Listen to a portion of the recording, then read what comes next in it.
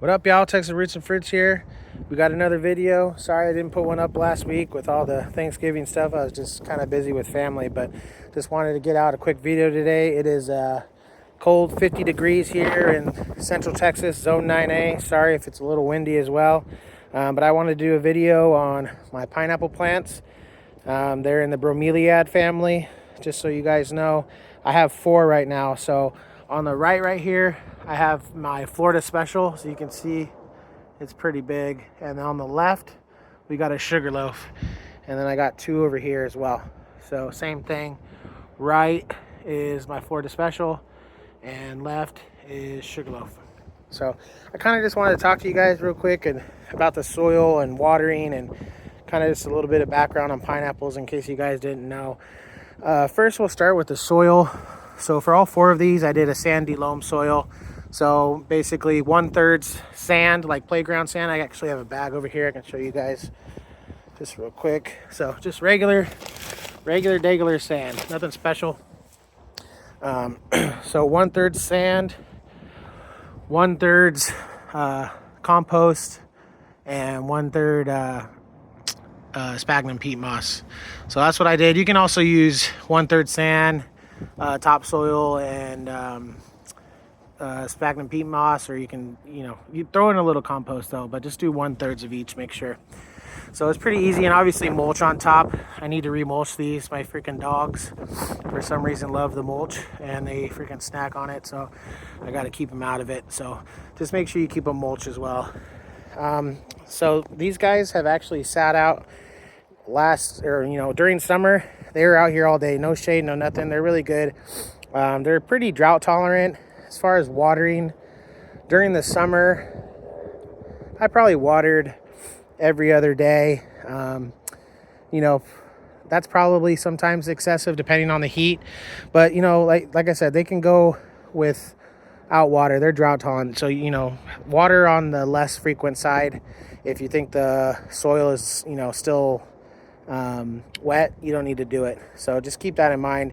Also keep in mind, as far as for fertilizer in the soil, I didn't really put too much. I did add a little bit of sulfur, but you don't really need to add you don't really need to add fertilizer in the soil, because pineapples and bromeliads, they take their nutrition through actually their leaves.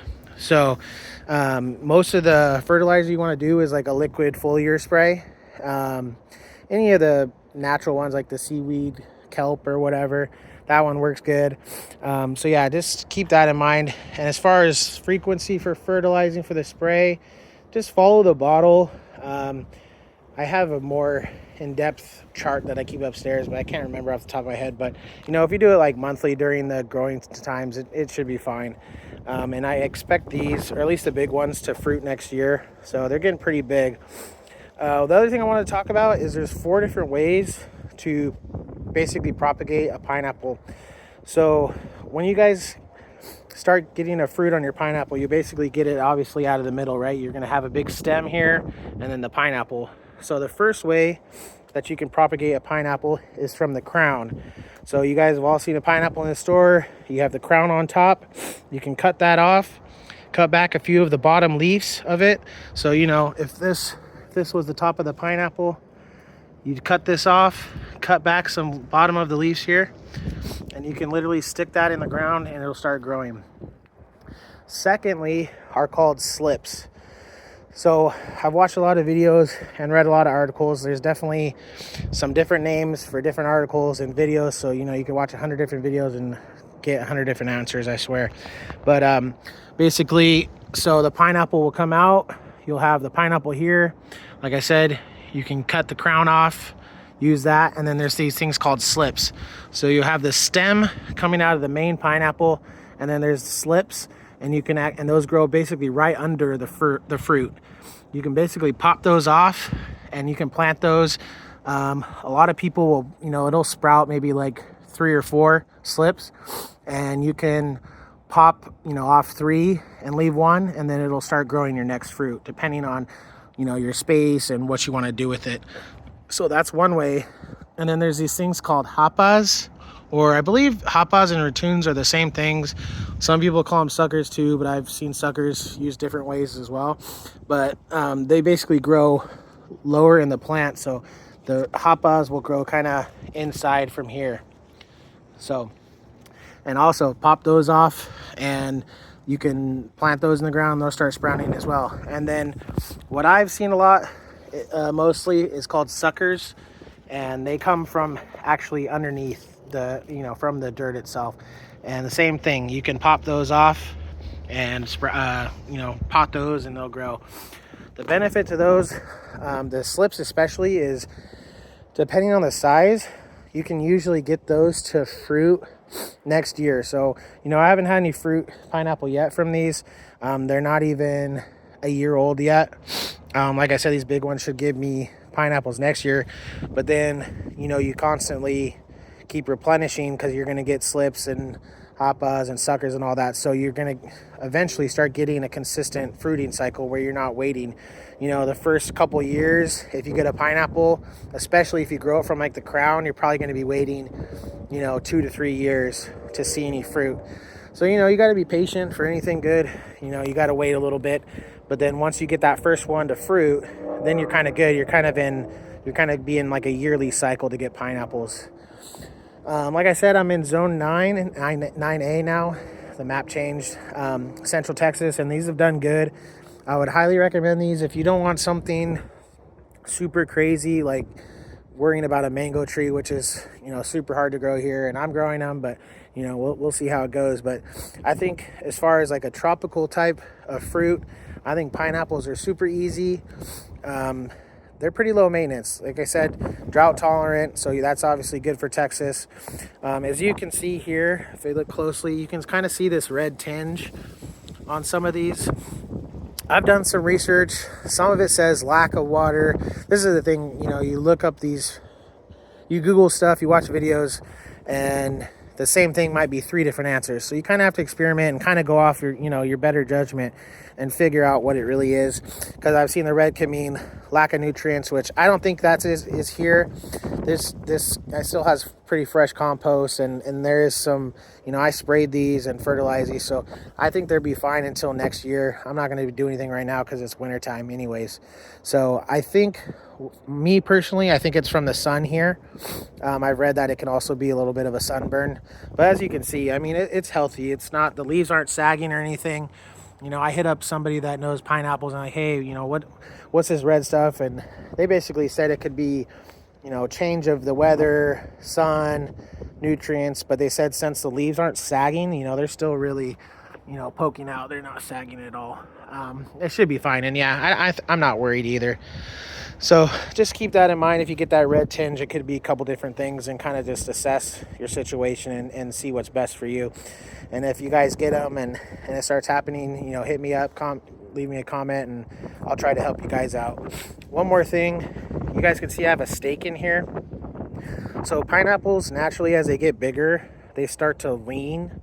So that's why you see, like, if you look up a pineapple farm, they're planted pretty close together, so they kind of hold each other up in a sense. So if you're going to do it in a pot like me, I'm probably going to plant some in the ground eventually, but these are kind of my tester. I wanted to see how I did with them and how they grow here and all that stuff. But eventually you'll probably need a stake, or it'll start leaning. It's not the end of the world if you don't have anything right away, but I would try to at least put something up to hold it up. That way it's not leaning and somebody bangs it and it snaps it from the bottom or whatever. You just never know. So that's pretty much it for the care. As far as what the Florida Special pineapple is, it's more of your kind of it's a super sweet pineapple. It's sorry, there's a plane going over right now and everything, but it's you're more gold color. So regular pineapples, that standard gold, that's what this inside of this pineapple is going to be. I've never tried a Florida Special. I actually wanted to get Sugarloafs, which is my 2 small ones, but I couldn't find them at first, so that's why I got the big Florida Special ones. But the ones I'm really excited about, and I'm going to go over to the other side for my other Sugarloaf, but are the Sugarloaf. So when I was first starting to research pineapples and figure out which ones I wanted, I came upon the Sugarloaf, and I hadn't heard about it before until I really started deep diving.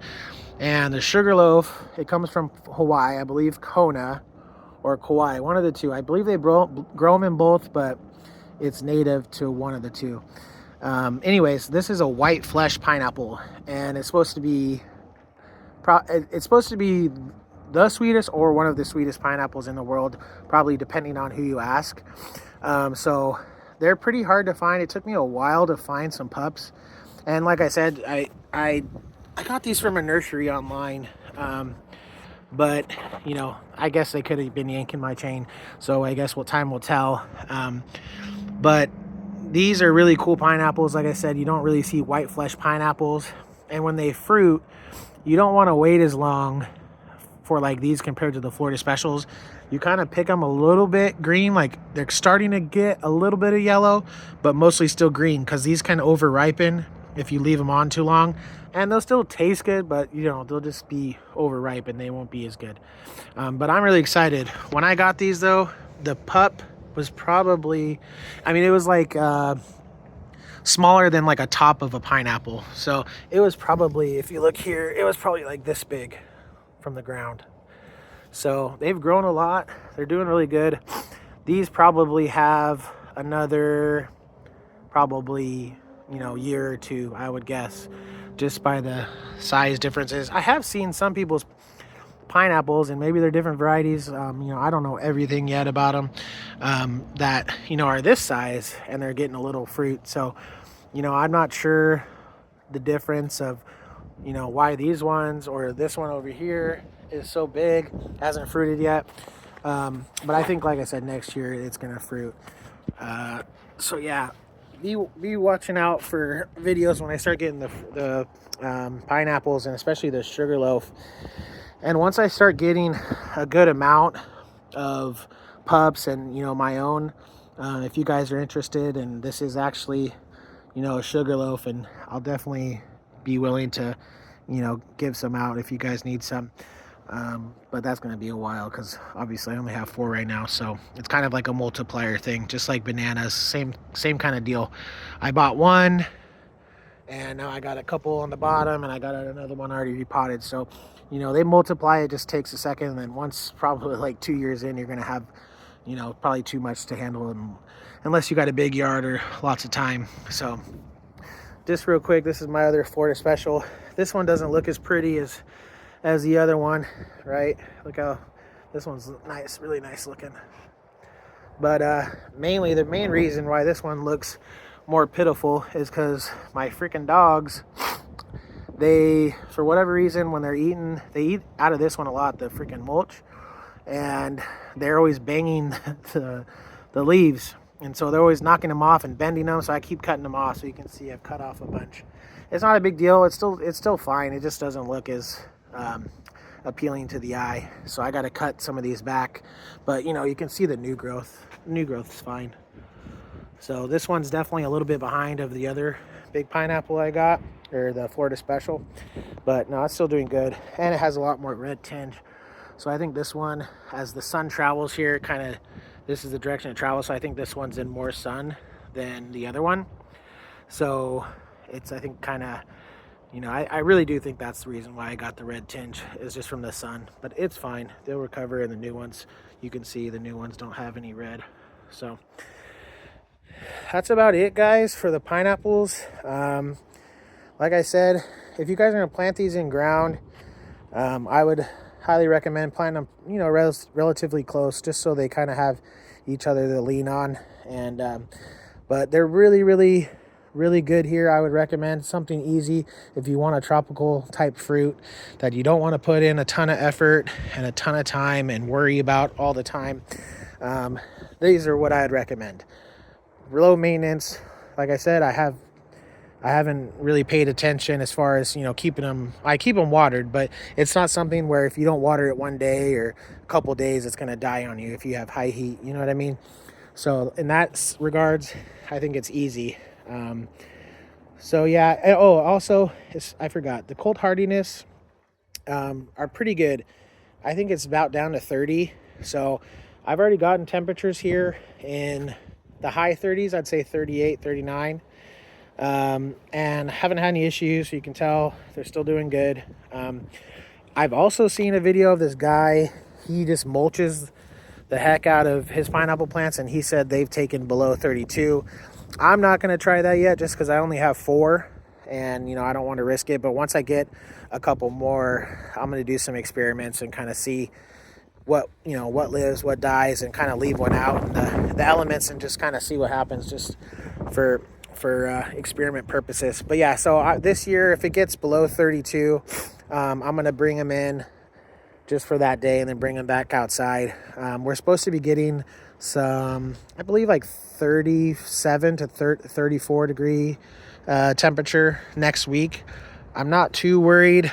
I may cover them, but I honestly think they're going to be fine from everything I've seen. And they're bromeliads. They're strong. I mean, they're not like a regular plant. So I'm really not too worried. So like I said, this is a perfect tropical plant or fruit that you guys can grow if you guys don't want to put a lot of effort in, and you guys don't have time. So like I said, just remember, liquid foliar spray.